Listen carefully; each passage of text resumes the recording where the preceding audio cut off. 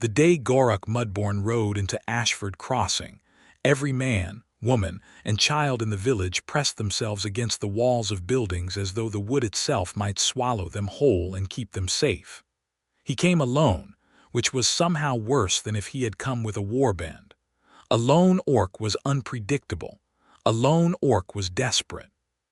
He was enormous even by orc standards, his shoulders wide enough to block the narrow gap between the cooperage and the dry goods store, his tusks yellowed and chipped from decades of battle and weather and hard living on the frontier. His armor was old, stitched together from cured hides and iron plate, and his war axe, a thing with a head the size of a man's chest, was strapped across his back where every soul in Ashford Crossing could see it and imagine what it had done. He rode a draft horse so massive it looked almost like a pony under his weight, and behind that horse on a rope lead came a second, smaller horse carrying two people. The first was a boy of perhaps 15, eyes wide and frightened, his green skin marked with a long scar along his jaw that was still new enough to be pink. The second was a young woman. She was 22 years old, and she sat straight in the saddle the way a person sits when they are determined not to show that they are afraid, which she was, because she was not stupid, and she understood exactly how this village looked at her father and therefore at her. She wore a fitted leather bodice over a cream-colored linen blouse, the laces drawn snug at her ribs and chest, the whole thing tucked into a pair of worn dark trousers belted with a strip of tooled hide. Her boots were orc-made, knee-high and practical, the leather soft from years of use. Her hair was black and thick, pulled back from her face in a heavy braid that hung between her shoulder blades. Her skin was a deep, warm green, her features sharper than her father's, a more delicate nose, a softer jaw, but her tusks were there, small and curved, rising just slightly above her lower lip in the way of young orc women, and her eyes were the color of amber, lit from within with something that was equal parts wariness and intelligence. She was striking in the way that frontier beauty always is, not polished, not soft, but vivid and real and alive in a way that could not be looked away from. Her name was Gorruk Mudborn, and she had ridden 3 days through the high pass to get here, and she was very, very hungry. Her father had stopped in the center of the village's main street, which was packed earth and horse dung, and the long shadows of mid-afternoon, and he had looked at the frightened faces pressed against the walls and doorways with an expression that was hard to read, because Gorruk Mudborn had spent 40 years making his face hard to read. He needed a farrier. His horse had thrown a shoe on the pass and was beginning to favor the left foreleg. He needed feed for both animals. He needed a night's shelter before he pushed on toward the orc territories to the west, where his clan's winter camp lay another 2 days' ride. He had money. He was not raiding. He was not threatening. He simply needed the things any traveler needed, and he was willing to pay for them. And yet every door on Ashford Crossing's main street was either already closed or in the process of being closed, and the farrier's forge, which was clearly still burning because Wesley Rhodes had been in the middle of shoeing a plow horse for the Dunner family when he heard the commotion, was now the only open door on the entire street. Wesley came to the doorway of his forge and looked at the orc warrior sitting in the middle of the street, and then at the closed doors around him, and then back at the orc warrior, and he felt something that he would not have been able to name in the moment, but that he would later call shame, because he recognized the expression on Gorruk Mudborn's face. He had seen it before, on the faces of men who came to town with nothing but their dignity, and found that even that was not respected. He was 26 years old, Wesley Rhodes, and he had lived in Ashford Crossing his whole life, which meant he had inherited all of its prejudices along with his father's forge and his father's tools and his father's house. He was lean and broad-shouldered in the way of men who work iron all day, his dark brown hair pushed back from a face that was weathered beyond its years, his hands calloused and marked with old burned scars. He was not particularly handsome and he was not particularly tall, but he had a quality that people sensed about him, an essential steadiness, like a post set deep in good soil. He stepped out of his forge into the afternoon light and said, in a voice that carried clearly down the empty street, "Your horse needs shoeing." Gorruk Mudborn turned his great head and looked at him with eyes the color of old iron. "Yes," he said. His voice was deep enough to feel in your chest. "Bring her round," Wesley said. "I'll take a look." He was aware of the watching eyes from behind the shuttered windows and closed doors. He was aware that Marta Hewson, who ran the dry goods store and was the closest thing Ashford Crossing had to a moral authority, was likely watching from between two boards of her shutters with her mouth pressed into a thin, disapproving line. He was aware that his decision in this moment was being noted and filed, and would be discussed at great length over the following weeks. He did not particularly care, because the draft horse was clearly in discomfort and it needed a shoe, and he was a farrier, and that was what farriers did. What he did not anticipate was that when Gorruk climbed down from his horse with the ground shaking weight of him, the orc warrior would look back at the rope lead and say, in a voice not meant to carry but that did anyway in the sudden quiet of the empty street, "Stay here. Keep your eyes down." And the young woman would slide from the saddle and stand in the middle of Ashford Crossing's main street, straight-backed and still, with her amber eyes forward and her chin just slightly lifted in the way of someone who has been told to keep their eyes down so many times that they have made a private, personal decision to do the opposite. Wesley was leading the big draft horse toward his forge when he saw her do it. He watched her lift her chin, and something in his chest rearranged itself without his permission. He pulled the horse into the shade of his forge and bent to examine the missing shoe and the condition of the hoof, and he worked, because work was the thing he knew how to do, and while he worked he was acutely aware of the girl standing in the street in the slanted afternoon light. It was his neighbor's daughter, young Clara Price, age 12, who ruined things. Or perhaps more accurately, it was Clara's good instincts and bad timing, because Clara had been watching the whole thing from between the fence posts of her family's yard, and what Clara saw was a girl who looked hungry, and Clara's instincts were fundamentally kind even when the world around her was not. She had a bread heel in her apron pocket, the tail end of that morning's loaf, and before her mother could grab her or her older brother could shout a warning, Clara Price squeezed through the fence posts and trotted across the empty street and held it out to Gorruk Mudborn. The street went so quiet you could hear the hammer strike in the forge. Morag looked down at the bread heel in the girl's extended hand. She looked at Clara's face, round and open and completely without guile, and she took a slow breath and she took the bread and she said softly, "Thank you."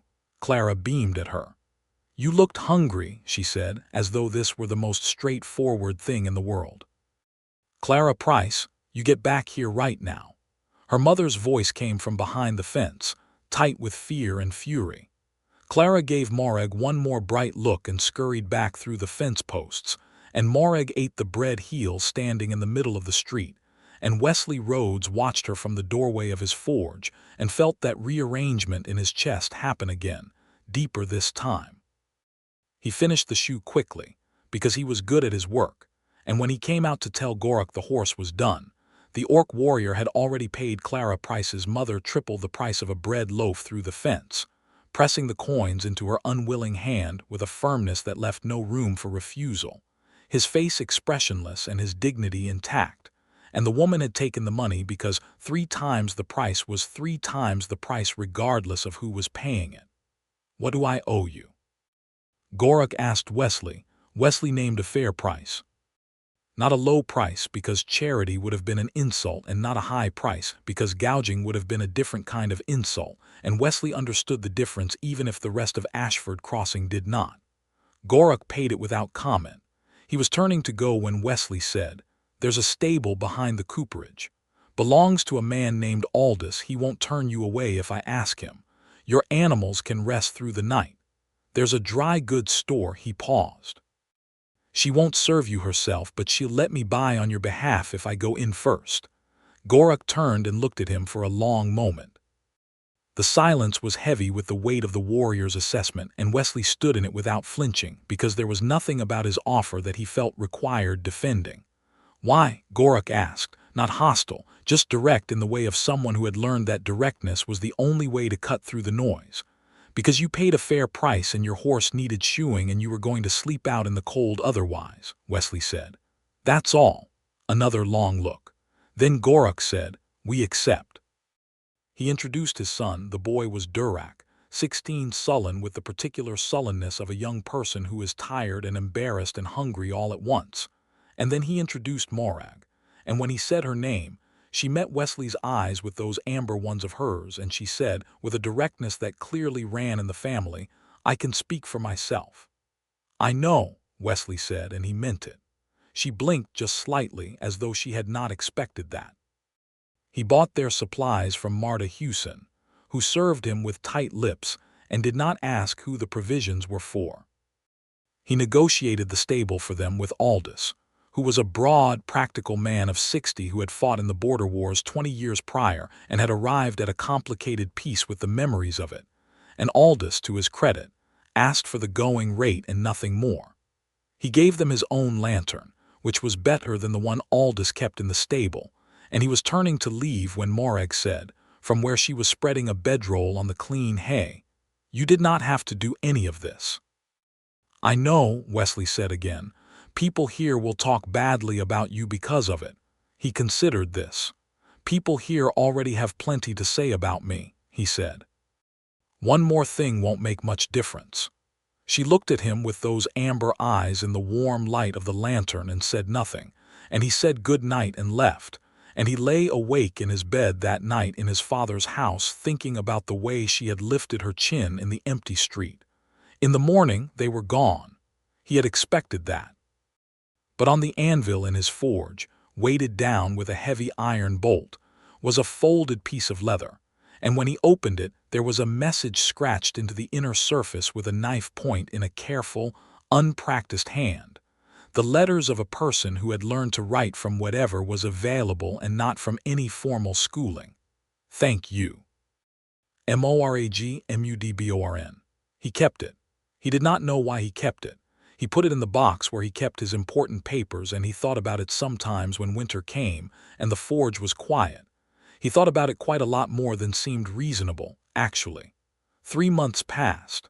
The frontier winter came down from the mountains with its usual brutality, coating the pass in deep snow and sealing Ashford Crossing into itself for the cold season.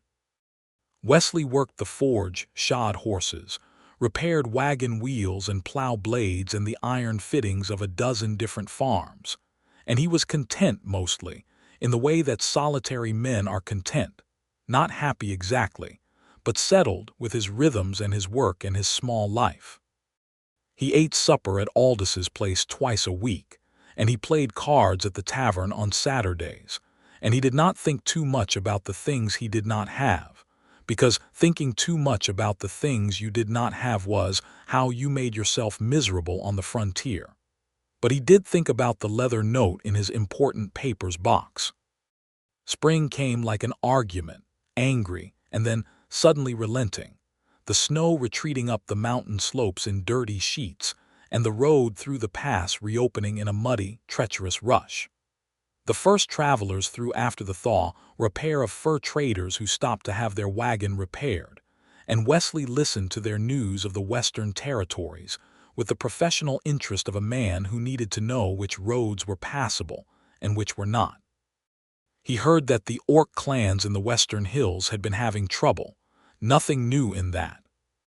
There was always trouble on the western boundary, disputes over grazing land, disputes over territorial markers, disputes between the clans themselves which sometimes erupted into open fighting and sometimes simmered at the level of sustained, furious negotiation. But the traders mentioned something more specific, that Gorruk Mudborn's clan had been in a bad way this winter, that there had been a sickness, that the old warrior himself was not well. Wesley set down the axle brace he had been examining and looked at the muddy road and said nothing. He told himself it was none of his business. He told himself this several times over the following week, which was a sign that it was, in fact, his business, or at least that some part of him had decided it was. It was Morag herself who resolved the question, because she appeared at the edge of Ashford Crossing on a Tuesday morning in early spring, on a horse that was not the good horse she had ridden in the fall but a smaller, rougher animal, and she was alone, which meant her father had let her come alone, which meant something was wrong enough that it outweighed his obvious preference for keeping her close.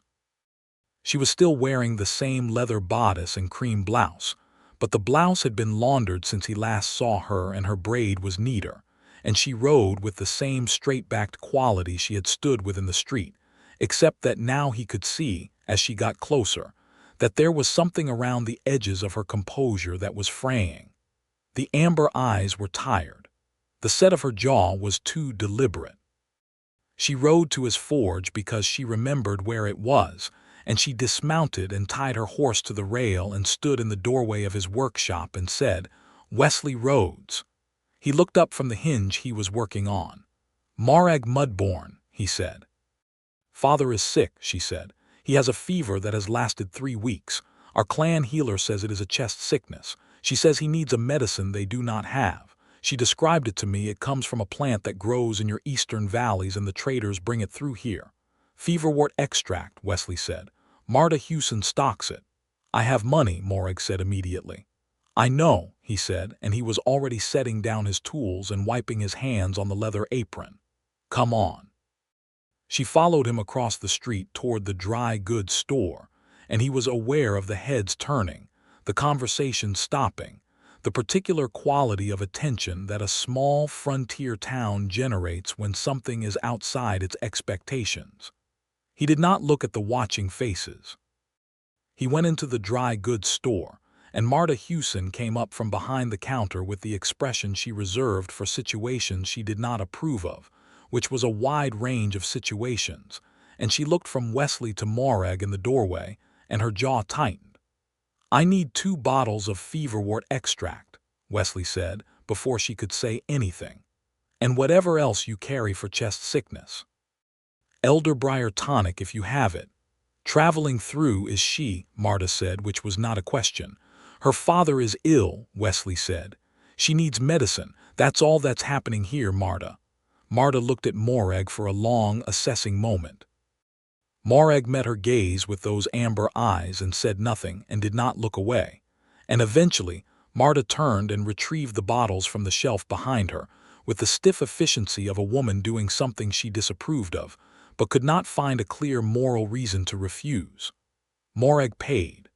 She counted exact coin from a small pouch at her belt, and the transaction was conducted in a silence so weighted it had its own texture. Outside, Wesley walked her back to her horse, and she put the medicine into her saddlebag with careful hands, and she said without looking at him, "I did not know who else to come to." "I'm glad you came," he said. She looked at him then, direct assessing with a quality of attention that made him feel he was being measured against some internal standard whose criteria he could not fully know. "You are a strange man, Wesley Rhodes," she said. "So I've been told," he said. Something shifted in her expression. Not quite a smile, but its precursor. "My father will want to thank you," she said. "Tell him not to bother," Wesley said. "Just tell him to get well." She put her foot in the stirrup and swung up into the saddle with the easy athleticism of someone who had been riding since before she could walk, and she looked down at him from the height of the horse, and she said, "Why do you help us? Every time." "Why?" He thought about it honestly. "Because the first time, a 12-year-old girl gave you a piece of bread without any of the complications that the adults had built up around themselves," he said. "And I figured that if a child could get it right, I could at least try." She looked at him for a moment that stretched.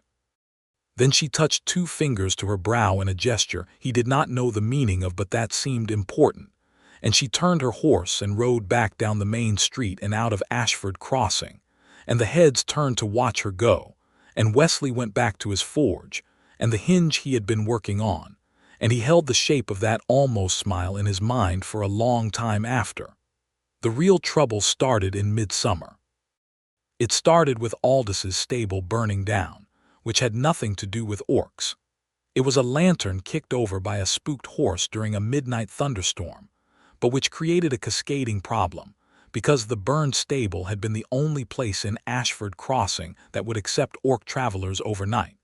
And when a small band of orc traders came through in late June, hoping to exchange furs for dry goods and iron tools, they had nowhere to shelter and had to make camp on the common ground outside the village boundary. And the sight of the orc camp on the common ground made certain people in Ashford Crossing nervous in a way that expressed itself as aggression. And a group of young men from the farming families took it upon themselves to ride out to the camp at midnight to communicate their feelings about the situation. They did not burn the camp. They did not attack anyone. What they did was fire rifles into the air and shout things that Wesley, hearing about it the next morning, felt a cold disgust at, and the orc traders left at first light without completing their exchange and with a clear message about what Ashford Crossing thought of them. The village was proud of itself. Wesley was not. He said so, loudly and specifically, at the town gathering that convened 3 days later to discuss the security situation. And the reaction to his saying so was exactly what he had expected: dismissal, incredulity, and a quality of social cold that would last for several weeks. He was told that he did not understand the realities of the frontier, that orcs were by nature violent and could not be trusted, that the safety of the village had to come first. He listened to all of it without getting angry, and then he said that the traders had done nothing except ask for a fair commercial exchange, and that what had happened was wrong, and then he walked home. He did not regret saying it. But he understood, on the walk home, that he had made his position in Ashford Crossing slightly more precarious, and he thought about Gorruk Mudborn riding back through that same village on her small, rough horse to get medicine for her father, and he thought about the world she navigated every time she left the clan territories, and he felt something that was not quite anger but was close to it. She came again, in July. She came without her father, who was recovered from the chest sickness but not yet strong enough for the long ride, and she came without Gorruk, and she came with a purpose she explained in the doorway of his forge without preamble. She needed to sell 2 bolts of woven cloth and a set of cured hides, and she had heard, through the network of orc traders who still passed through the region despite everything, that there was a buyer in Ashford Crossing looking for both. "Who told you that?" Wesley asked. "A trader named Ossen. He said the man's name was Farrell Price." "Clara's father," Wesley said. "He's a good man, I'll take you to him." She blinked. "You do not need to accompany me." "I know," he said. "I want to." They went together to the Price farmstead on the east edge of the village, and Farrell Price, who was indeed a good man with a pragmatic nature and a daughter who had given bread to an orc girl without blinking, looked at the cloth and the hides with the measuring eye of someone who knew the quality of what he was looking at and offered a fair price. Morag countered, calmly and precisely, and they settled on a number that satisfied both of them, and the whole transaction happened in the Price farmyard with the chickens walking around their feet and little Clara watching from the porch with bright eyes. After, as they walked back toward the forge to retrieve her horse, Morag said, "He did not try to take advantage of me." "He's a fair man," Wesley said. "Many people would have," she said. "I know." She was quiet for a moment, and then she said, "What is it about you, Wesley Rhodes? Why are you not frightened of me?" He considered this. "Should I be?" he asked. "Your village is." "My village is frightened of a lot of things," he said, "most of them imaginary." She made a sound that was not quite a laugh, but was adjacent to it. He turned to look at her when she made the sound, and she was looking away, but the corner of her mouth was curved upward, and it was the most beautiful thing he had seen in a long time. They stopped in front of his forge, and she took the coins from her pocket and looked at them for a moment with a sort of private satisfaction that he found quietly moving, the satisfaction of a person who has managed something against the odds, who has done a thing that needed doing. Then she looked up at him, and the setting sun was coming from the west over the rooftops, and it caught the amber of her eyes and turned them to something like fire. "Would you like to have supper?" he asked. The words came out before he had fully decided to say them. "I have stew on the back of the forge. It is not much, but it is hot." She looked at him for a long moment with those amber eyes, and then she said, "Yes." They ate on the step of the forge, outside because inside felt too enclosed and the evening was warm, sitting on the stone threshold with their bowls in their hands, and the main street going quiet around them in the long summer dusk. They talked carefully at first, the way two people talk when they are still mapping the territory of each other, taking soundings, testing the depth. She told him about the clan territories, the way the orc camps moved with the seasons, how the winter camp was in the sheltered valley below the northern range, and the summer camp was the high meadow where the grass was good for the animals. She told him about her mother, who had died when Morag was 14, a fact she offered flatly and without much visible grief, which told him that the grief had been processed over a long time and was not something she discussed often. She told him about learning to sew and tan leather from the clan women, about learning to read from a human missionary who had spent a season in the clan territories, about the arguments she had had with her father about the value of letters, which her father had considered a human affectation and which she had considered a tool. He told her about the forge, about his father who had taught him the trade and who had died of a heart failure 3 winters ago, about the rhythms of the work that he genuinely loved, the way iron changed under heat and pressure, the relationship between the force of the hammer and the result, the satisfaction of making something useful from raw material.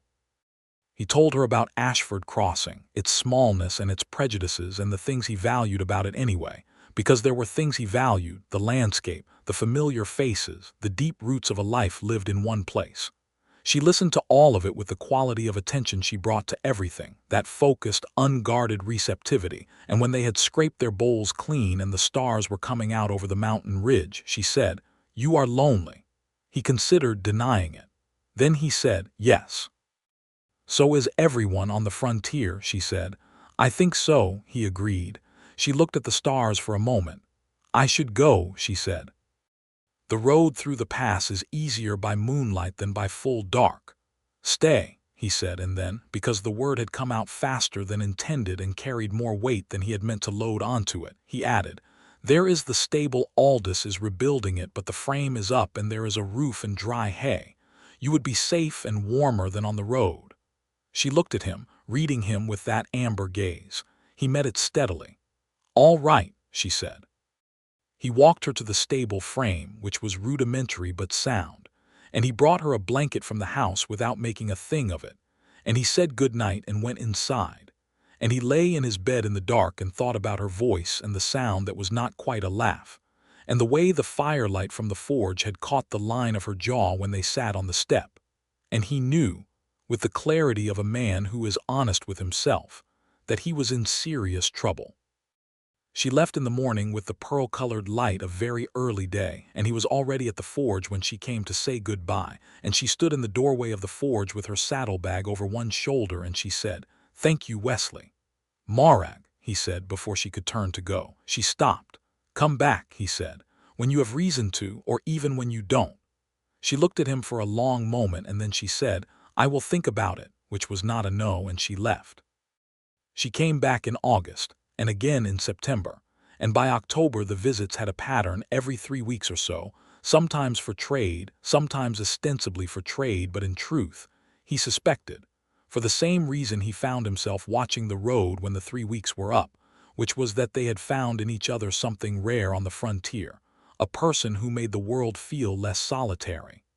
He began to know the small things about her, that she preferred her tea plain without honey, that she had a habit of touching the braid of her hair when she was thinking hard about something, just the tip of it, a small, unconscious gesture, that she was quietly funny, in a dry and understated way that appeared without warning and was funnier for it, that she was proud, not arrogant, but proud, with the dignity of someone who has had to fight for the right to have any dignity at all, and who therefore guards it carefully, that she was capable of a tenderness so unguarded it was sometimes startling, the way she spoke about her father, about little Clara Price, about the clan children she helped teach the basics of reading to on the winter evenings. He began to know the specific quality of her laugh, which happened rarely and therefore carried enormous weight when it did. He began to know which topics made her eyes go distant with something old and unresolved, and he learned not to push on those topics but to wait, because she would come to them in her own time. He learned that her amber eyes darkened when she was angry, not to brown but to a deeper, richer gold, and that she was angry often at the injustices of the world, which she observed with the precise clarity of someone who has experienced most of them personally. She learned him too. She learned that he was steadier than he appeared, that the quietness in him was not passivity but patience, that the reason he had few friends in Ashford Crossing was not because he was unable to form friendships but because he was unwilling to maintain them at the cost of his own principles, which was a lonely way to be but the only way he could manage. She learned that he was genuinely interested in everything, a quality that surprised her because it was not common, this unperformative curiosity about the world, and she found herself talking to him about the clan traditions and the orc histories and the things she had never had an audience for, and he listened with the focused attention of a man who was not just being polite, but actually wanted to know. In October, when the first snow dusted the mountain peaks above Ashford Crossing and the days shortened, she came for what she had said would be the last visit before the winter closed the pass, and they sat by the forge fire with the doors open to watch the last light on the peaks, and she said, "I have been thinking about what you said, about loneliness." "What about it?" he said. "I think I am less lonely now than I was in the spring," she said. "I think that is because of you." He looked at her in the forge light. She was looking at the mountains. Her profile was sharp and clean against the dimming sky, the line of her jaw, the small curved tusk, the long fall of the braid over her shoulder. "The feeling is mutual," he said. She turned to look at him then, and the amber of her eyes in the firelight was warm and complicated, and he was close enough that he could have reached out and touched her hand which was resting on her knee, and he thought about it with a longing so precise it was almost painful. He did not reach out. Not yet. "Next spring," she said. "Next spring," he agreed.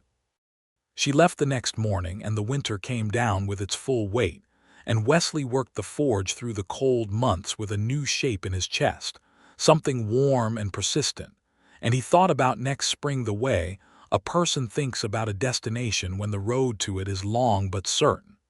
Spring came. She came with it in April, with the mud roads and the green beginning on the lower slopes, and she rode into the forge yard on the same small horse, and she was smiling before she had even dismounted, and he was at the forge door smiling before she had even spoken, and neither of them remarked on the smiling, because some things are understood without requiring comment. The thing between them grew the way things grow in good soil, steadily, without drama, putting down roots before it put out leaves. He fixed the clasp on her saddlebag without being asked.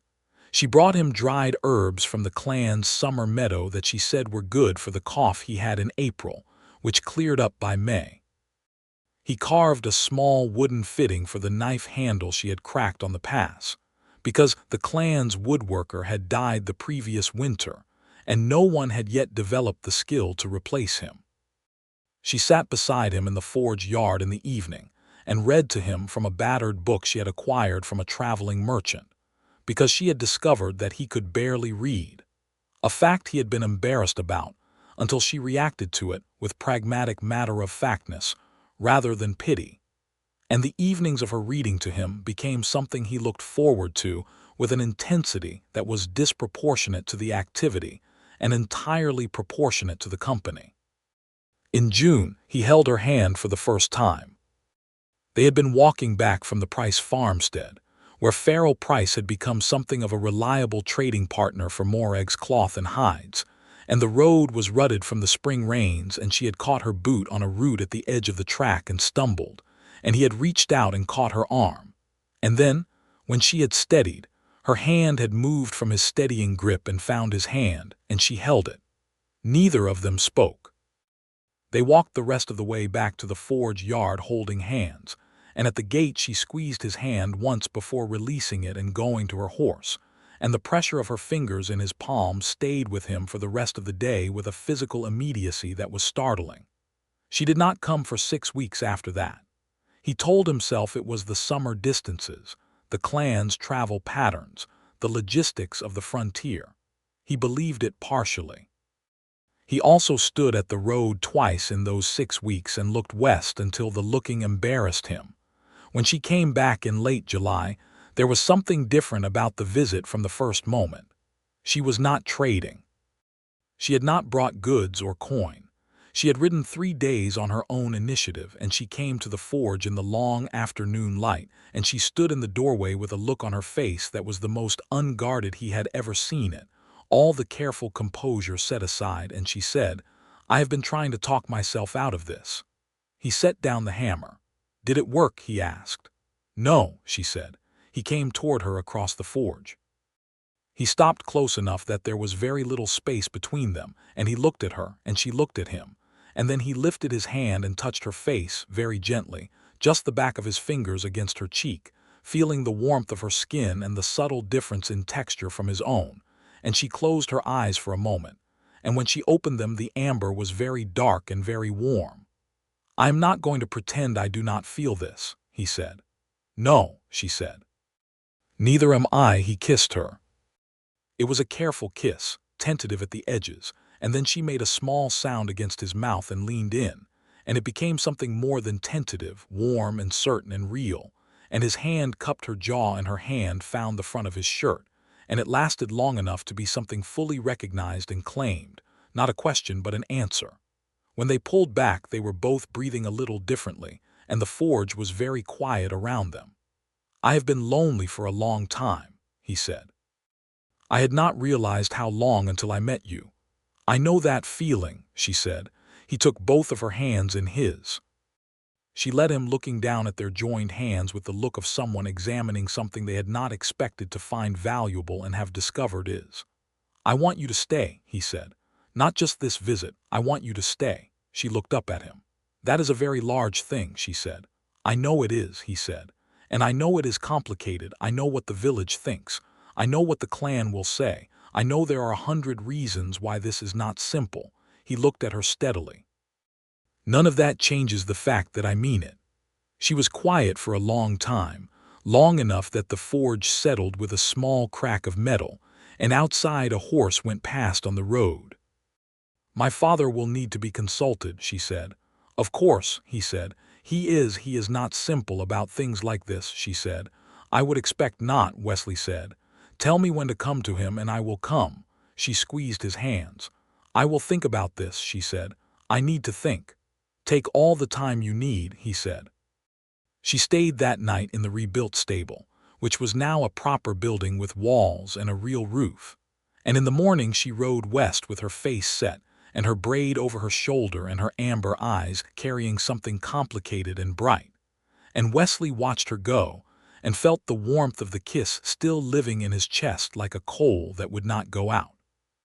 2 weeks later, a boy of about 12 appeared at the forge on a pony that was clearly a clan animal by its conformation and the way it was tacked, and the boy delivered a message written in Morag's careful, self-taught lettering.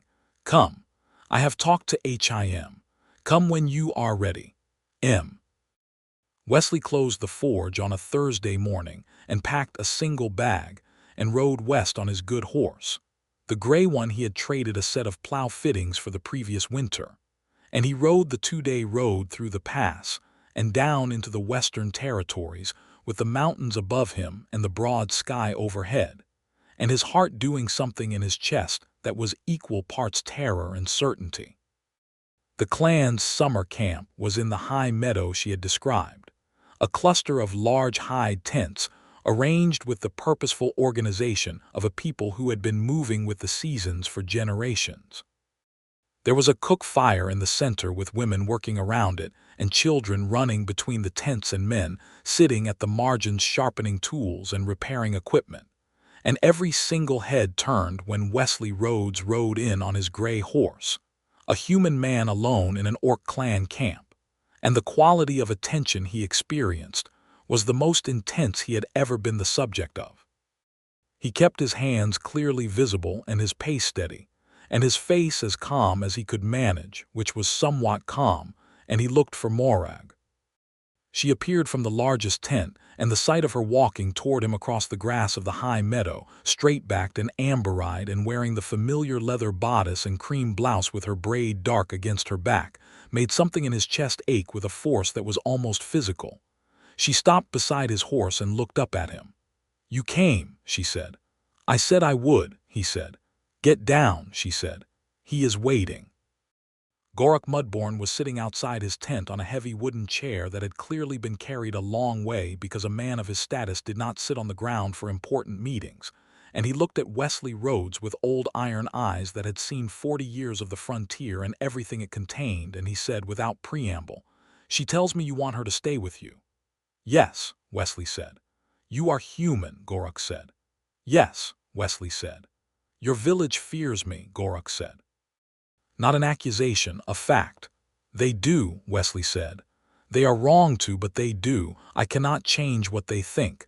I can only be responsible for what I do."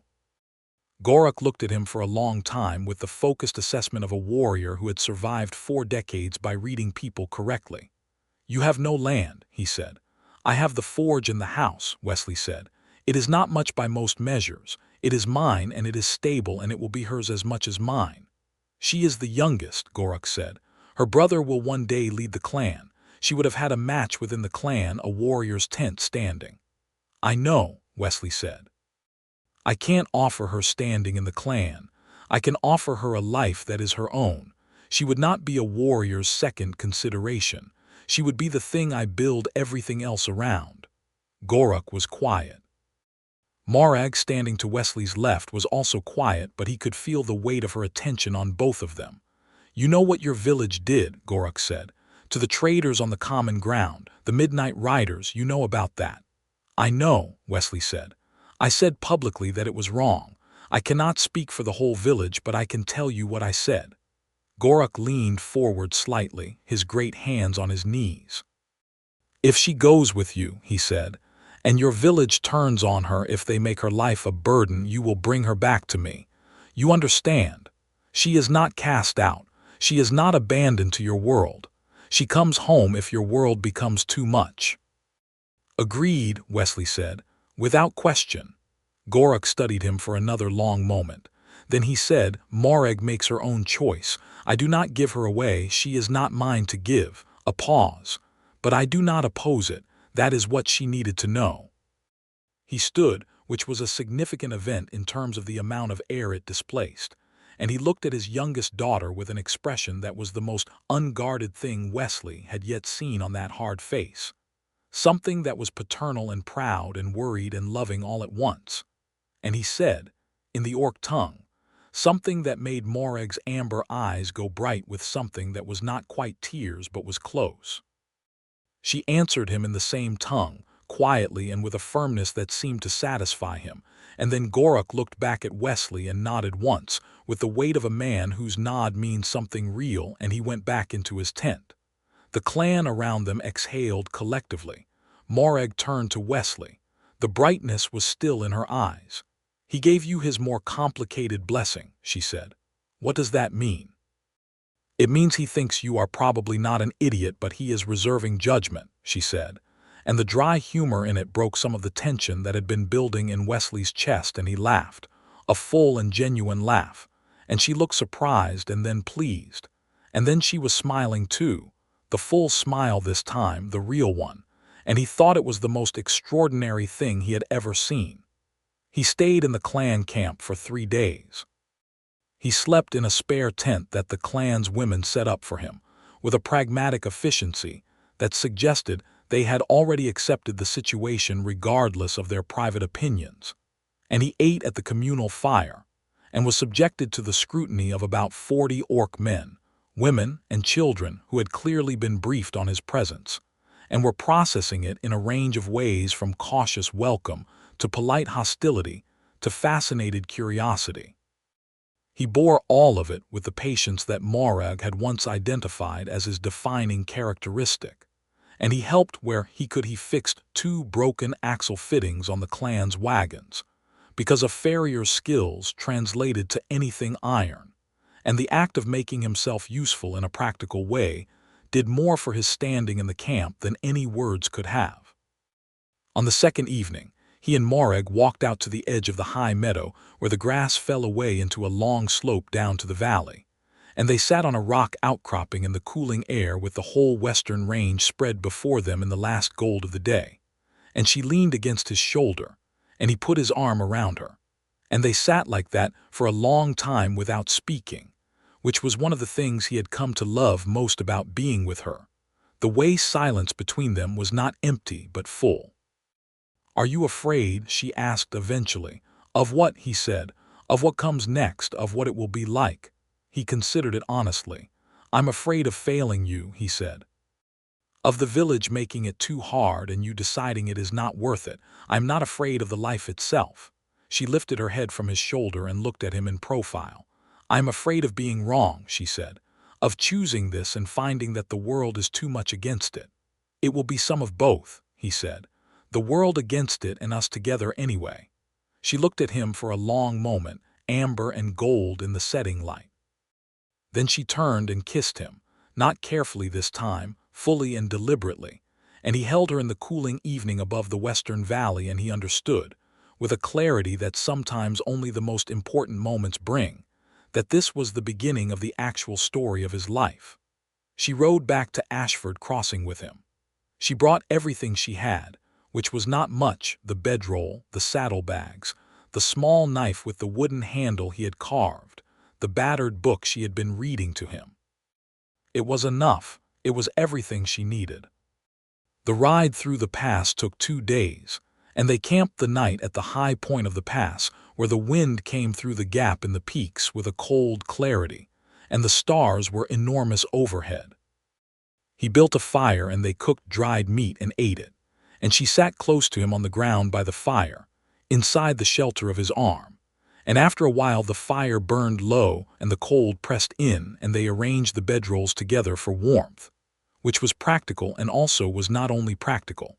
And they lay in the high mountain dark with the stars blazing above them and talked in low voices about everything and nothing, until the talking drifted into silence, and the silence into sleep. And he woke in the gray before dawn with her hair against his jaw and the warmth of her beside him and the mountains around them both. And he thought, "This is what I have been waiting for without knowing I was waiting." The ride into Ashford Crossing on a Monday morning in late summer was one of the most visually striking things that had happened in the village in recent memory, at least according to the accounts that would be repeated for years after. Wesley Rhodes came in on his gray horse with Gorruk Mudborn riding beside him on her smaller horse, and they rode down the main street at an easy pace, side by side, in the bright morning light, and every person on the street stopped what they were doing and looked. There was a long and loaded moment. Marta Hewson came out of the dry goods store onto the front step. Farrell Price, who was on the street to pick up a delivery, stopped with a sack over one shoulder and watched. The young men who had ridden out to the common ground the previous year were gathered at the corner outside the tavern, and their faces cycled through a complex sequence of expressions. Wesley did not stop in the middle of the street. He rode through it with Morag beside him, and they went to the forge yard and dismounted, and he led both horses to the stable rail, and then he turned to face the street, because he knew this was a moment that required facing. 3 of the young men from the tavern corner had followed them. Their names were Bryce Harlan, Cal Dunner, and a third whose name Wesley barely knew. They stopped at the edge of the forge yard, and Bryce Harlan, who was 20 and had never been tested in any way that mattered, looked at Morag and said, "You are not staying here." Wesley stepped forward, not aggressively but with a deliberateness that was its own kind of statement, so that he was standing directly between Bryce Harlan and Morag, and he said very quietly, "She is. This is my property. She is my—" He paused, looked back at Morag for just a moment, then back at Bryce. "She is mine and I am hers, and you are standing at the edge of my yard. You can turn around and go back to the tavern corner, or we can have a longer conversation. Your choice." Bryce Harlan looked at him. He looked at Morag. He looked at the quality of Wesley's stillness, which was not the stillness of a frightened man. He looked at the hammer that was sitting on the anvil 3 feet away, where Wesley had been working before he rode west, and which was not threatening by being there but was simply there. He turned around. The other two followed. Morag came to stand beside Wesley as they watched the 3 young men walk back toward the tavern. She said very quietly, "You did not need to do that." "Yes, I did," he said. She looked at him sideways with the amber eyes and the straight back, and something in her face that was new, something warm and undone. "Thank you," she said. Farrell Price came across the street and shook Wesley's hand, and then, carefully, offered his hand to Morag, and she took it, and he said, "Good to have you in town proper, Miss Mudborn. The cloth arrangement has been good for both of us. I hope we can continue it." And he went back to his delivery, because Farrell Price was a man who dealt in goods and fair exchange, and had very little patience for complications beyond that. Clara Price, who had absolutely no business being on the main street on a Monday morning in the middle of the school week, appeared around the corner of the cooperage and waved at Morag with both arms, and Morag waved back, and the look on Morag's face when she did it made Wesley's chest do the thing it had been doing since October. The first weeks were not easy. He had not expected them to be. Marta Hewson was coldly civil in the way of a person who had decided that active opposition was beneath her, but who would not pretend to approval. Some of the farming families stopped bringing their horses to Wesley's forge, which cost him business he could feel in the thin week when the larder was lower than he liked, and he dealt with this by expanding his work to the next 2 settlements along the eastern road, spending 1 day a week in each, which more than made up the difference, and introduced him to new customers who had no existing opinions about his personal life. Morag was practical about all of it in a way that he found both admirable and occasionally heartbreaking. The practicality of someone who has been navigating hostility for so long that it has become a set of logistical problems rather than a source of continuous pain. She took on the reading lessons for 3 of the local farm children whose parents were either too busy or too uneducated to provide them themselves, which she did with a patience and clear pedagogical instinct that impressed Wesley enormously, and that gradually, over the course of months, shifted the perception of at least some of the village's parents. She traded her cloth and hides through Farrell Price and began to take on small leather repair work from the farmers who needed a good hand with a needle and all, and the quality of her work was undeniable even to people who did not want to admit it. She moved into the house. It was his father's house, and it was plain, 2 rooms and a loft and a stone fireplace and a back garden that had been neglected since his father died. And she looked at the back garden on the first day she was fully moved in and said, "I am going to grow things there," in the tone of a person announcing a decision rather than proposing one. And he said, "Good," because it was a good garden with good soil, and it had been wasted for 3 years. The intimacy between them deepened the way water deepens, slowly, steadily, finding its own level. He came to know the specific warmth of her beside him in the evenings by the fire. She came to know the cadence of his sleep, the way he was an early waker, the particular quality of his silence when he was working through a problem. The first time they woke together in the same bed, which happened by degrees rather than by announcement, from separate bedrolls in the camp, to sharing a bedroll for warmth, to the gradual admission that the warmth was not only of temperature. It was in the deep winter of that first year, with the cold pressing against the walls of the stone cottage and the fire built high against it, and she was beside him in the dark, and he turned to face her, and she was already looking at him. And in the firelight from the banked hearth her amber eyes were very dark and very warm. He kissed her. She kissed him back. And what followed was quiet and gentle, and full of the specific language of 2 people who have been patient with each other for a long time, and are finally allowing themselves the fullness of what they feel, the tenderness that was both exploration and recognition, the kind of closeness that is about the person rather than the act, that leaves you feeling known rather than merely touched. They came together with an honesty and care that seemed to Wesley to be the most real thing he had ever done, and when afterward they lay in the warm dark with her head on his shoulder and his hand in her hair, he thought that he had never in his life felt so specifically himself, so entirely in the right place. She was quiet for a long time. Then she said in the darkness, "I did not know it could feel like that." "Like what?" he said. "Like being wholly seen," she said. Not in spite of what I am." "Just seen." He held her more tightly. "You are extraordinary," he said, "every part of you." She made the sound that was her laugh, low and warm, and pressed her face against his shoulder, and he felt the smile there even if he could not see it, and the winter pressed against the walls outside, and inside the cottage it was warm and complete and entirely itself. Spring brought a crisis from a direction he had not anticipated, which was the direction crises on the frontier usually came from. A man arrived in Ashford Crossing on a bright April morning, a man who introduced himself as a regional land assessor working on behalf of the territorial governor's office, and who carried papers that outlined a new taxation arrangement for frontier settlements that included an additional levy on what the papers called irregular household arrangements, which was a bureaucratic phrase that meant in practice exactly what it sounded like. The levy was not enormous, but it was pointed, and its existence was a message, and the message was received correctly by the people of Ashford Crossing, several of whom found the assessor that evening to share their views on the subject of irregular household arrangements in their particular village. Wesley read the papers in the morning light on his forge step with Morag beside him, and when he finished, he set them down and said, "This is not going to stand." "It is the law," she said. Her voice was careful and controlled. "It is a bad law," he said, "and I am going to push back on it." He looked at her. And also, he paused.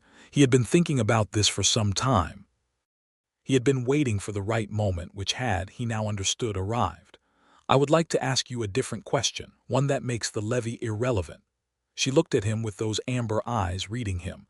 "Marry me," he said, "properly, not because of the tax. I have been wanting to say it for months, but also now is a good time."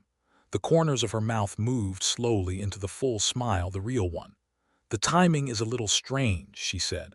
"The timing is terrible," he agreed. "Does that change your answer?" She looked at him for a long moment, amber and clear in the spring morning. "No," she said, "it does not." The kiss that followed was warm and certain, and witnessed by Aldous, who had come around the corner of the cooperage on his way to check his animals and stopped dead, and who, after a moment, turned quietly around and went back the way he had come, wearing the expression of a man who had been right about something for a long time. The marriage was not performed in the village church. The village priest, a man named Father Crowell, who was not a bad man but who was a timid one, declined with an apology that was genuine but insufficient, and Wesley received it with equanimity and went to the traveling minister, who made the circuit of the frontier settlements, and who had, in the course of 30 years of frontier ministry, performed marriages under conditions that made a human-orc wedding seem comparatively unremarkable. He was a broad, leather-faced man named Minister Hale, who arrived on a mule with a battered Bible and a pragmatic theology, and he performed the ceremony in the forge yard on a Saturday in May, with Aldous and Farrell Price as witnesses and little Clara Price, who was now 13, and had apparently appointed herself Morag's advocate in Ashford Crossing. Standing to the side with flowers she had picked from the riverside, and pressing them into Morag's hands with such solemn delight that Morag laughed her full, real laugh, and Minister Hale said words that were simple and direct and entirely sufficient. And Wesley took Morag's hands in his, and said things he meant with every part of himself. And she said things back that were short and exact and truer for their exactness, and it was done.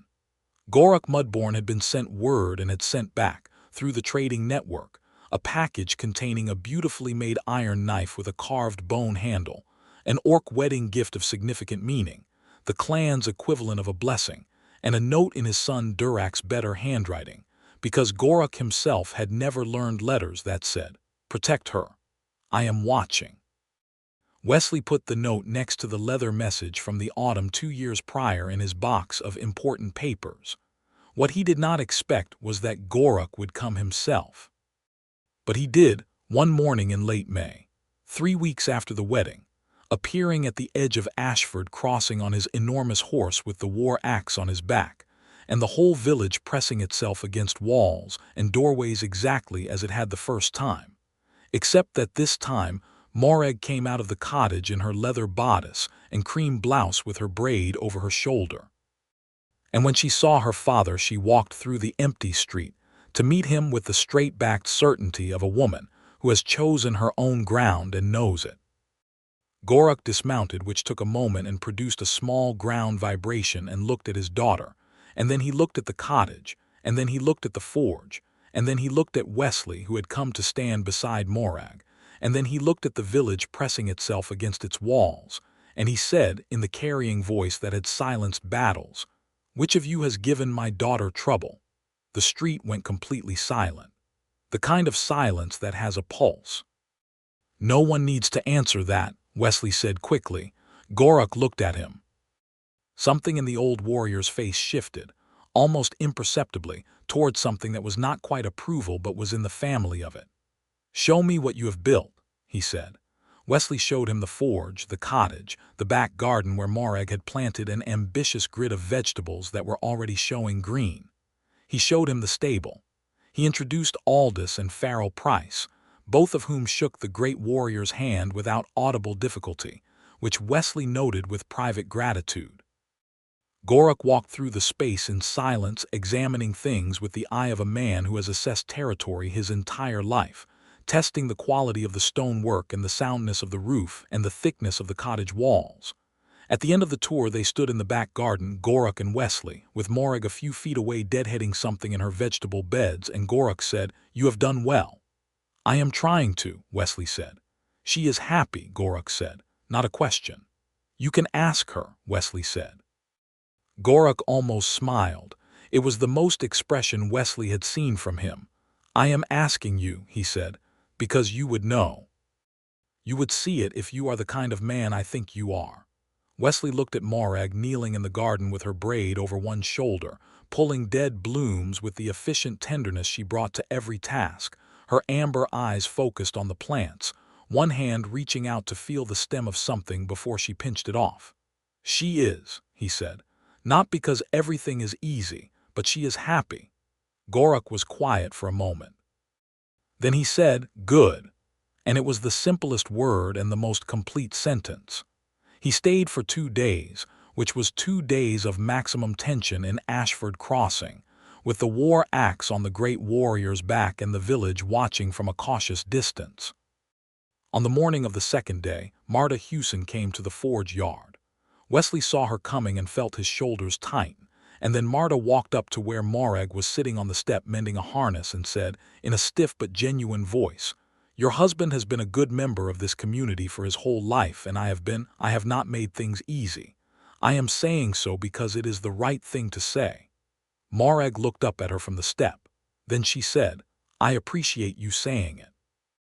Marta nodded sharply and went back across the street, and Wesley, watching from the forge doorway, felt something shift in Ashford Crossing, small but real, a degree or two of temperature toward something better. On the second morning, Gorruk came to the forge to say goodbye, and he put a massive hand on Wesley's shoulder, briefly, the way warriors mark an acknowledgement, and he said, "Durak will lead the clan one day. When he does, he will need a farrier who is trusted in both worlds." He looked at Wesley steadily. "You understand what I am saying?" "I do," Wesley said. "Good," Gorruk said, and he mounted his horse and rode back down the main street of Ashford Crossing with the same unhurried authority he had ridden in with. And the village watched him go with eyes that were, very gradually, learning a different expression than fear. The years that followed were layered and full, the way good frontier years are, hard in the physical way that life outdoors with animals and weather and seasonal uncertainty is always hard, but rich with the depth of a life genuinely inhabited. The forge grew. Wesley added a second anvil and in the third year took on an apprentice, a 14-year-old from the Dunner family who turned out to have a genuine gift for iron work, and who, in the way of apprentices, observed everything in the forge yard and workshop, and had nothing to say about any of it, including the interspecies marriage of his master, because he was there to learn iron and Wesley was excellent at iron. Morag's leather work grew into a genuine business. She had a quality that frontier people respected above almost everything else, which was that the things she made lasted. Her stitching was precise, and her eye for structure was excellent. And in the second year, farmers were bringing her harnesses and saddle repairs from 2 settlements over. And in the third year, she was commissioned by a trading company to produce a set of large saddlebags for their express riders, a contract that represented more money than either of them had held at once since the forge was at its best. And they held the coins together at the kitchen table and looked at them, and then looked at each other and laughed. In the autumn of the second year of the marriage, Morag told him she was pregnant. She told him at the kitchen table in the evening with the same directness she brought to everything, no preamble, just the fact delivered with those amber eyes watching his face carefully. He sat very still for a moment and then he said, "Are you well? Are you is everything?" "I am well," she said. "I am also frightened." "So am I," he said. "That helps," she said, "that you are also frightened. I thought you might just be pleased without the frightened part." "I am enormously pleased," he said, "and also frightened." She reached across the table and took his hand, and he held it, and they sat with the newness of it for a long, quiet moment that felt like one of the most important silences of their lives. The pregnancy was healthy. The clan's healer came for the final month, a small, precise orc woman named Vera who arrived without fanfare and took over the cottage's back room with her herbs and instruments and opinions about diet that she communicated to Wesley with the directness of a woman who had brought many children into the world and was not going to be argued with. He liked her enormously. The child was born in the spring, which Wesley later thought was appropriate, because spring was the season that everything in his life had changed and continued to change. The birth was long and hard, and Wesley sat on the other side of the door through all of it because Vera had told him to sit on the other side of the door and he was a man who knew when to comply. And when the sound came through the door small, surprised, indignant at the shock of the world, he put his forehead against the wood and breathed. The child was a boy. Half-orc, green-skinned like his mother, with the amber eyes and the broad nose of the orc and the straight dark hair of his father, and small curved ridge marks on his brows that Vera said would grow in time. He was healthy and loud and extremely opinionated about being cold, and Wesley held him in the morning light while Morag rested, and the baby gripped his finger with the absolute conviction of the newly arrived, and Wesley said very quietly, "Hello. I have been waiting for you." They named him Wesley Mudborn Rhodes, which was a name that took up a great deal of room in the world and made the village registrar pause for an extended moment when he was recording it in the settlement ledger. The village's relationship with the Mudborn Rhodes household continued its slow evolution. Not all of it resolved cleanly. There were people in Ashford Crossing who never fully relented in their coolness, who maintained a careful, functional distance that was neither hostile nor warm, and Wesley and Morag accepted this as the reality of a world that changed slowly, and they focused on the relationships that were real. The Price family were genuinely warm. Clara grew into a young woman of 16 who read to Ewan from the same battered book that Morag had once read to Wesley, which made Morag laugh with a tenderness that put everything in its right order. Aldous became something like a grandfather figure by virtue of proximity and shared seasons. The Dunner family, whose son was apprenticed in the forge, had shifted over the course of 3 years from guardedly neutral to something approaching respectful friendship. In the 5th year of their marriage, the territorial governor's office rescinded the irregular household levy. Wesley and Morag read the notice together at the kitchen table, and he said, "Well," and she said, "It took them long enough." And they left the notice on the table and went on with their day, because they had long since stopped arranging their lives around the permission of offices. Gorruk Mudborn came every spring. He was getting older.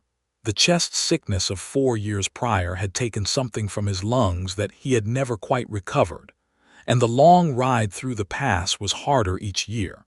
But he came because he was Gorruk Mudborn, and declining to do something on account of difficulty was not in his character.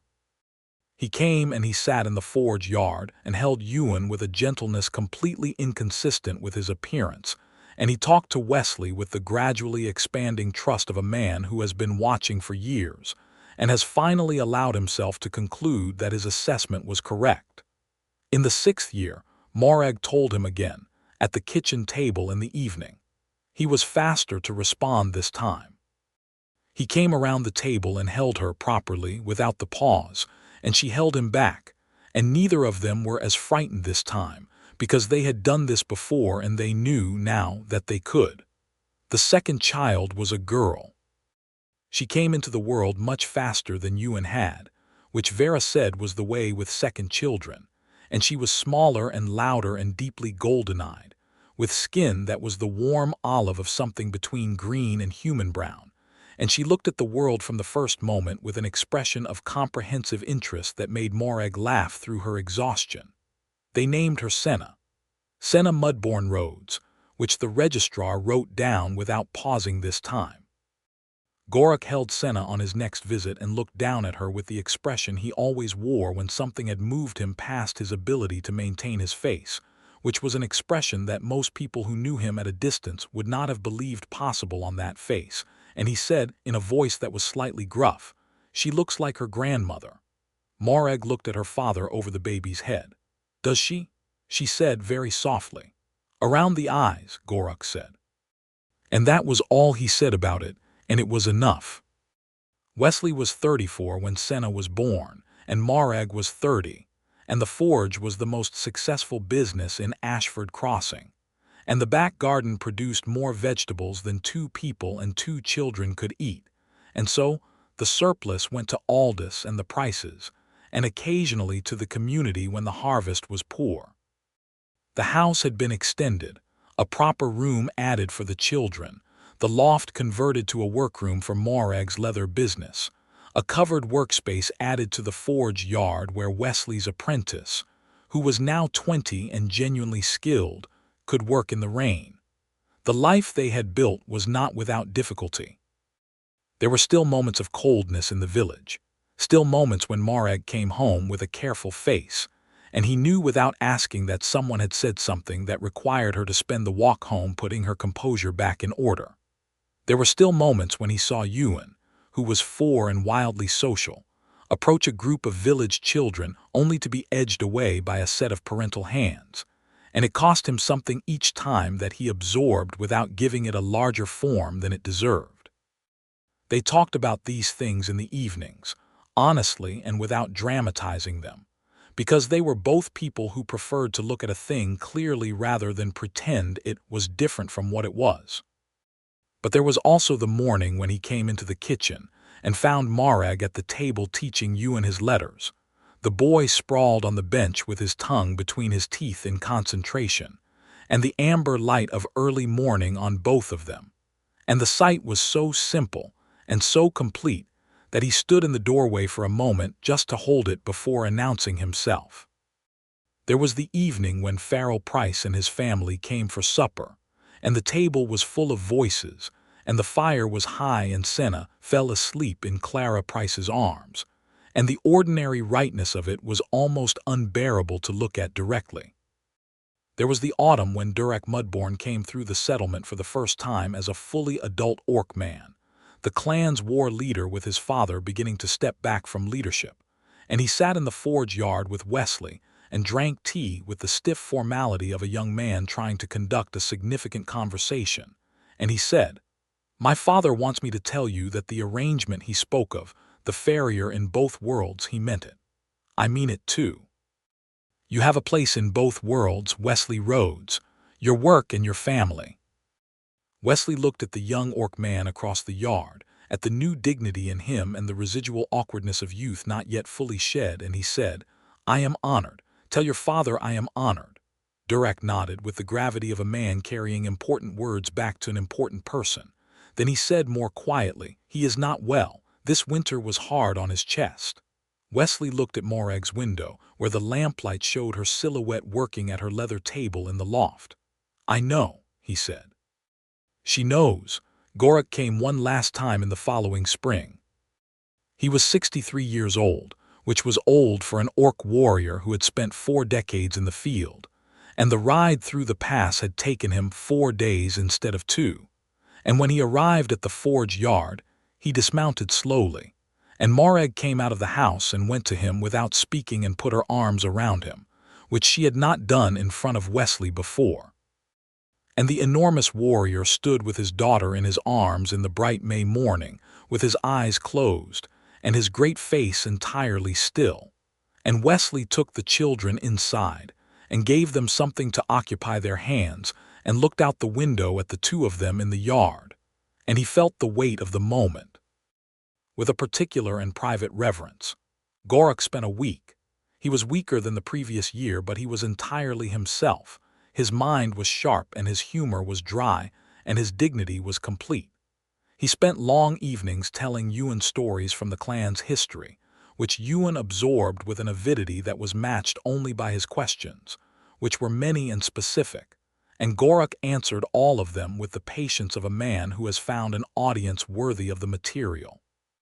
He told Senna that she would be trouble, which he said with a certainty, and an evident pleasure that suggested trouble was in his view a quality rather than a failing. On the last evening he sat with Wesley in the forge yard after the children were asleep and Morag was inside, and the night was warm and the stars were out over the mountain ridge, and Gorruk said, "You have done what you said you would do." "I have tried," Wesley said. "No," Gorruk said, "you have done it." A pause. "I have been watching for 8 years. I know the difference." Wesley was quiet. "She is who she should be," Gorruk said. "She is fully herself. That is what I wanted. That is what I could not have given her inside the clan, because who she is too large for what the clan could hold for her." He looked at the mountains. "I knew it when she was small. I did not know what to do with knowing it." "She is remarkable," Wesley said. "Every day." Gorruk made a sound that was agreement and something deeper. "Take care of all of them," he said. "Yes," Wesley said. In the morning Gorruk rode west, and Morag stood at the edge of the forge yard and watched until he was out of sight, and Wesley stood beside her, and she took his hand without looking at him and held it, and he held hers. He died 2 months later in the winter camp, which they heard from Gorruk's messenger. He had gone in his sleep, which was not how warriors usually preferred to go, but which was, the messenger said, the most peaceful death the clan had witnessed in a long time, as though his body had simply finished its long work and laid itself down. Morag received the news at the kitchen table and sat with it for a long time in silence, and Wesley sat across from her and did not try to fill the silence, and after a while she said, "He was a good father," which was a statement that contained a great deal, and Wesley said, "Yes, he was," because it was true and because sometimes the only right thing is to confirm the truth. The grief had its own time, and they gave it that time. Morag went to the winter camp for a week to be with the clan for the morning ceremonies, and Wesley kept the children and the forge and the animals, and when she came back she was quieter for a while, and he was careful with the quiet, and gradually the ordinary rhythms of their life reasserted themselves, not replacing the grief but surrounding it, making it bearable by context.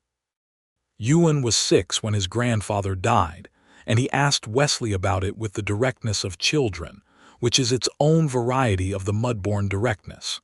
He asked where Gorruk had gone, and Wesley answered as honestly as he could, and Ewan was quiet for a moment and then said, "Will you teach me to use the hammer?" Grandfather said I should learn to make things. "Yes," Wesley said, "I will teach you." He was a good student. He had Morag's focus and Wesley's patience with process, and the first time he made a clean strike on a piece of iron, the ring of it in the forge made Morag appear in the doorway with Senna on her hip to see what had happened, and Ewan looked up from the anvil with his amber eyes wide and bright and said, "I did it," and Wesley said, "You did." And Morag looked at her son and her husband standing together at the anvil, with the afternoon light coming through the forge door, and her face was entirely open and entirely happy. The years settled into themselves. The forge yard grew a linden tree that Morag planted in the corner the spring after Senna was born, and by the time Senna was 5 it was tall enough to throw shade on the hottest afternoons. Ewan grew with the characteristic speed of children on the frontier, who are fed on hard work and weather and necessity, and he had his grandfather's breadth of shoulder beginning to show at 8, which Wesley observed with a complicated and entirely loving pride. Senna grew with opinions and volume, and an interest in animals so intense that the forge yard acquired, by degrees, a small menagerie, a dog that followed her everywhere, 2 chickens she had adopted from a wounded state back to health, and a cat of unclear provenance that sat on the window ledge and judged everyone impartially. The apprentice, now a fully skilled ironworker named Tam Dunner, took over much of the heavy daily work of the forge, which allowed Wesley the luxury of choosing his projects, and he chose well. He had developed a specialty in the structural ironwork of new buildings, the fittings and braces and hinges that made frontier construction sound, and the growing expansion of the settlements to the east of Ashford Crossing meant there was always demand. Morag's leather work had grown into something that employed 3 other women in the village, 2 human and 1, who was the wife of a half-fork trader who had settled on the eastern road, and the small cooperative they ran out of the loft, and an adjacent outbuilding had a reputation that extended well beyond the regional settlements. Wesley watched all of this with a pride that he expressed rarely, but that was visible to her anyway, because she knew how to read him now the way she knew how to read the grain of leather, the quality of his attention when he looked at something she had made, the particular steadiness of his hands when he touched her. The village had changed around them, slowly, the way stone changes under water, not dramatically, not all at once, but worn into a different shape by the accumulated time of the Mudborn Rhodes household being genuinely part of it. Clara Price, who was now 19 and studying to be a teacher, cited Morag's reading lessons as the reason she had wanted to teach. The registrar who had recorded Ewan's name without pausing was now the same registrar who recorded the births of 3 other half-orc children in the settlement over the following decade, children of other mixed households that had quietly established themselves in the region, and each recording was slightly more routine than the last. Not everything was resolved. The world was not that generous. But the specific corner of it that they had claimed, the forge yard, the linden tree, the cottage with its extended room and its loft and its back garden, the good anvil and the leather workbench, and the table where Morag taught letters and the hearth where the family gathered in the evenings. That corner was entirely and genuinely theirs, built by their own hands and held by their own choosing. On a September evening in the 10th year of their marriage, Wesley came in from the forge late, when the children were already in bed and the house was quiet, and found Morag sitting by the hearth with a lantern and a piece of leather work in her hands and her braid over her shoulder and the amber of her eyes warm in the firelight. And she looked up when he came in, and she smiled at him, the full real smile. The one that had been making his chest do things since the first time he saw it on the step of the forge in the summer evening of their beginning. He sat down beside her and put his arm around her, and she leaned against him and went back to her work, and the fire settled, and outside the window the September stars were large and clear over the mountain ridge, and the linden tree in the forge yard was rustling faintly in the evening air, and somewhere in the extended room Ewan turned in his sleep, and Senna's cat padded across the floor and settled by the hearth. He thought about a cold October evening a decade ago, A girl standing in an empty street with her chin up and her amber eyes forward, taking a bread heel from the hand of a 12-year-old with such dignity that a man across the street rearranged something fundamental about himself without quite knowing it was happening. He thought about the leather message in his box of important papers. Thank you. Morag Mudborn. He thought about the high meadow and the stars, and the 2 days in a clan camp where he had made himself useful, and the kiss above the western valley, and the long morning in the pass, and the ride down into Ashford Crossing side by side in the bright August light. He thought about a boy at an anvil hitting his first clean iron strike, and a girl naming her chickens with the seriousness of someone conferring titles. He thought about Gorruk in the forge yard saying, "She is fully herself." That is what I wanted. Morag set down her work and turned to look at him, reading whatever was in his face. "What are you thinking about?" she asked. "Everything," he said. "Be more specific," she said, which was so entirely her that he laughed, and she smiled wider and he held her closer. "I am thinking," he said, "that I have the most specific and extraordinary luck of any man on this frontier or any other." She considered this. Then she said, "That is a reasonable assessment," with the dry exactness that was her version of endearment, and she leaned up and kissed him, warm and certain, the kiss of 2 people who know each other all the way down. Outside, the September evening settled over Ashford Crossing, over the forge yard and the linden tree and the good stone cottage, over the mountain ridge and the long road west and the high meadow where the clan's autumn fires were burning. And the world was hard and imperfect and full of the slow work of changing, and none of that was different from how it had always been. And inside the cottage by the fire, in the life they had built with their own specific and stubborn hands, none of that hardness reached them tonight. Because tonight was warm and complete and entirely enough, he kissed her back. The fire burned. The stars moved over the ridge. Somewhere across the village, the day's last sounds were settling into the particular quiet of the frontier night, when the work is done and the dark is full and everything that matters is close. They sat together by the hearth until the fire burned low and the lantern flickered, and the September cold began to press through the window seams. And then they banked the fire and checked the children and went to their own room in the extended cottage.